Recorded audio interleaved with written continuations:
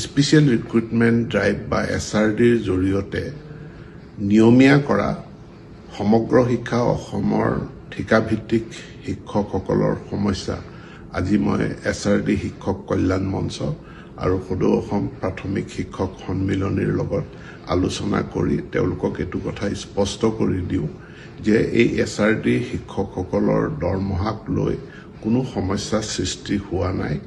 এই মাহত কেইটামান দিন দেৰি হৈছে, 2 দিনৰ ভিতৰতে তেওঁলোকে পূৰ্বৰ দৰে তেওঁলোকৰ দৰমহা লাভ কৰিব। এই শিক্ষকসকলৰ পূৰ্বৰ যি ট্ৰেজাৰী ব্যৱস্থা আছিল, আমাৰ বৰ্তমান কিছু বিত্তীয় সংস্কাৰ সাধন হৈ থকা কাৰণে ইয়াৰ কিছু সংস্কাৰ হৈছে আৰু সেই সংস্কাৰৰ ফলস্বৰূপে এই বিলম্বখিনি ঘটিছে। ফিন আছামত তেওঁলোকৰ একাউণ্ট আছে আৰু ফিন আছামৰ জৰিয়তে তেওঁলোকৰ পে স্লিপ, তেওঁলোকৰ NPS বা অন্যান্য কৰ্মচাৰী হিচাপে যিসমূহ সেৱা পূৰ্বতে তেওঁলোকে পাই আছিল, সেই ফিন আছামৰ জৰিয়তে তেওঁলোকৰ দৰমহা এতিয়াও প্ৰচেছ হ'ব। ফিন আছামৰ সেৱাসমূহ তেওঁলোকে পাই থাকিব আৰু নিয়মিতভাৱে তেওঁলোকৰ দৰমহা ফিন আছামৰ জৰিয়তে প্ৰচেছ হৈ ট্ৰেজাৰীৰ পৰা তেওঁলোকে পাব। এতিয়া কোনটো ট্ৰেজাৰীৰ পৰা পাব, গোটেই ট্ৰেজাৰী ব্যৱস্থাটোৰ এটা সংস্কাৰ ইতিমধ্যে অসমত হৈ আছে।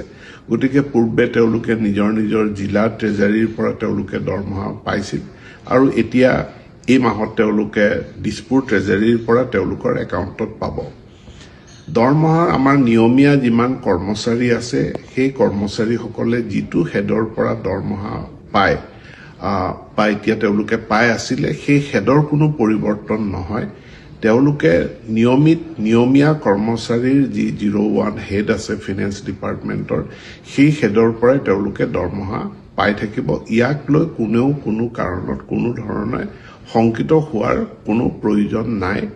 সমগ্ৰ শিক্ষাত তেওঁলোকে তেওঁলোকৰ সেৱাৰ জীৱন সমাপ্ত কৰি অসম চৰকাৰৰ নিয়মীয়া কৰ্মচাৰী হিচাপে চাকৰিত যোগদান কৰিছে আৰু নিয়মীয়া কৰ্মচাৰী হিচাপে পাবলগীয়া সকলো বিধি ব্যৱস্থা সেৱা তেওঁলোকে যেনেধৰণে পাব লাগে তেনেধৰণে তেওঁলোকে পাই আছিল আৰু ভৱিষ্যতলৈও পাই থাকিব। ইয়াত কোনো শংকাৰ কোনো কাৰণ নাই।